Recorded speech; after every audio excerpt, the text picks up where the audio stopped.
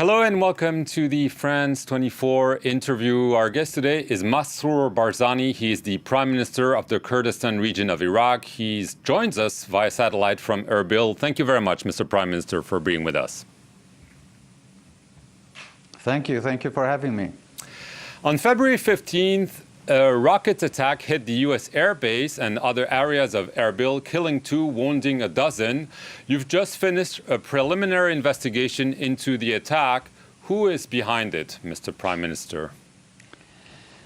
As you mentioned, there was an attack on Erbil and some districts of the city of Erbil and the airport, obviously, which resulted in killing 2 people, 1 contractor at the airport, and there was another civilian outside in the city, and 7 more wounded. Investigations started immediately after the attack. There has been some good indications of who may be behind it, but because this investigation is still ongoing, I would prefer to wait for the investigation to reveal the results when the work is done. It's an unfinished work until now, but it was definitely a terrorist attack to destabilize the region of Kurdistan region. And we are hoping that soon this information will be available, but we are waiting for the results of the investigation. The attack was claimed by a little-known group calling itself Guardians of the Blood Brigade. Is it credible, or is it one of the established so-called popular mobilization forces, the paramilitary units, known to be backed by Iran? There were many statements. Immediately after that, some people claimed the responsibility, but we cannot count on any of those claims. We have to wait for the results of the investigation to identify the perpetrators.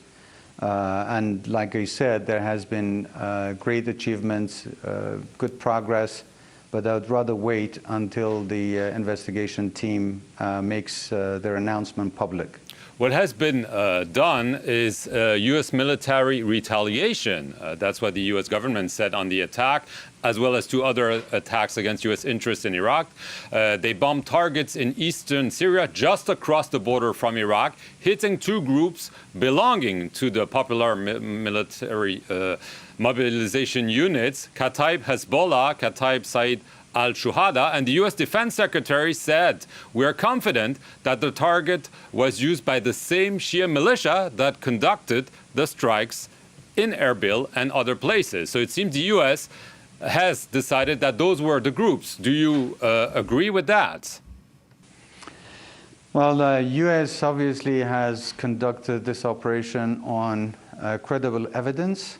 But as far as I can condemn any particular group, I would rather wait until the investigation is done and all the perpetrators are in custody, and then I think it would be a better time to reveal the information about who is behind it, and the name of the group that has conducted this terrorist attack will be revealed to the public immediately after that. So.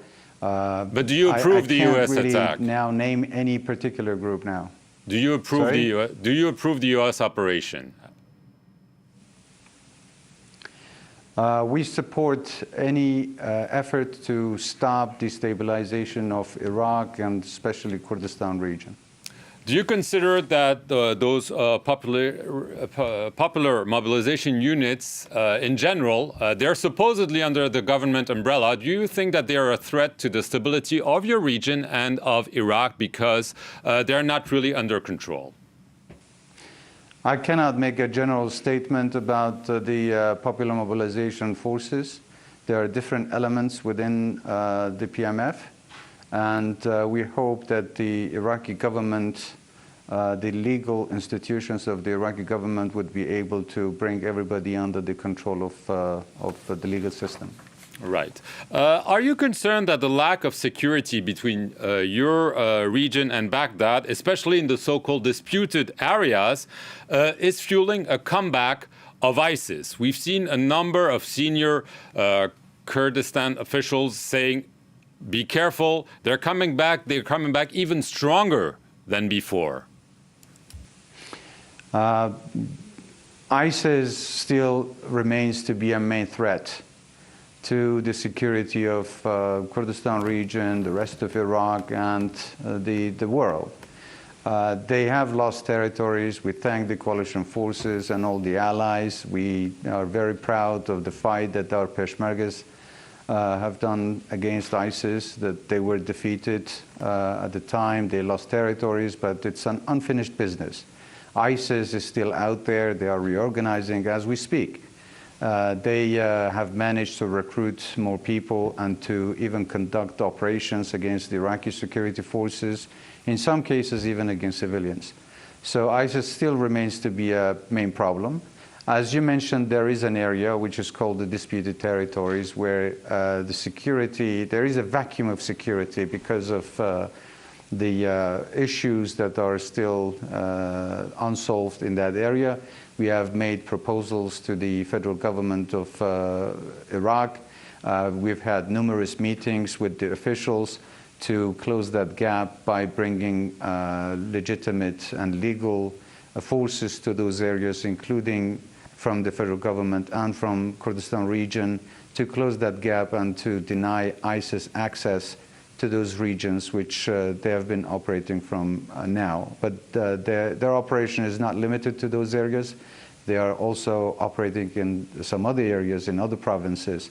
So they remain to be a main problem, and that requires a much closer cooperation amongst all the friends and allies. Right. Do you think that because of the pandemic and so on, there's been a lack of attention to the resurgence of ISIS?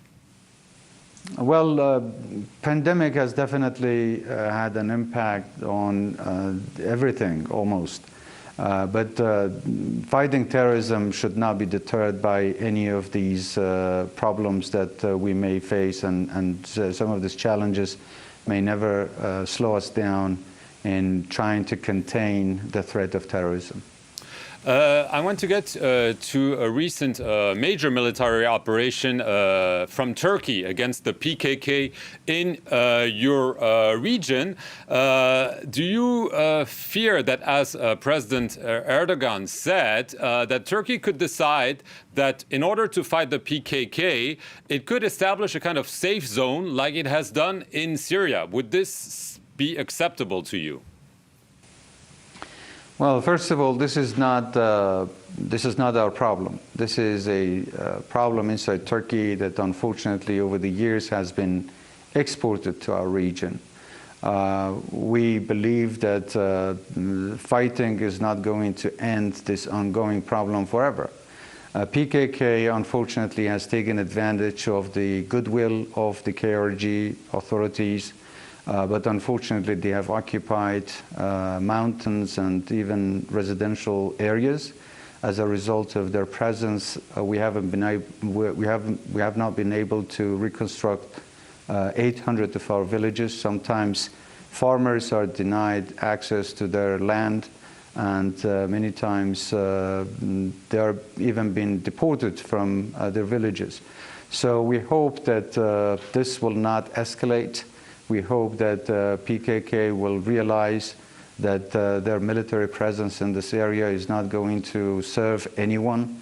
Definitely, this is not going to be tolerated by us, and we don't think that it's going to help in the long run. Of course, we do not support any sort of destabilization of the security of the neighboring countries. So we hope that at the end there is going to be a resolution where this problem eventually will leave our areas. But would you accept a Turkish military presence like we've seen in Syria, for instance? Would this be acceptable to you, or are you saying, no, this is our land, it's an imported problem, but this remains our land and this is our sovereignty? We definitely support the sovereignty of our country. And nobody wants to have the presence of any militaries, but there has to be no justification whatsoever for the intervention of the Turkish forces, which at this time PKK is giving them that justification. Right. In a few days, the Pope will pay the first ever visit by a Pope to Iraq, and he will also come to Erbil. We've talked about the attack at the onset of this interview. Are you concerned about potential security threats during that visit? Are you planning specific measures? This will be definitely a historic visit for His Holiness to Kurdistan region and also to Iraq. We believe that this is going to shed light on the efforts that the KRG has done over the years for tolerance and acceptance of religious groups and minorities that live in Kurdistan for many, many years. We are doing everything we possibly can to make sure that his visit is going to be safe. So we are taking all the precautionary measures to provide maximum security for His Holiness's visit to our region. Just over a year ago, I had the privilege to visit His Holiness in Vatican, and we talked about the importance of tolerance and coexistence in Kurdistan. We also talked about the burden of the social and economic burden of the IDPs and refugees that reside in Kurdistan for many years now.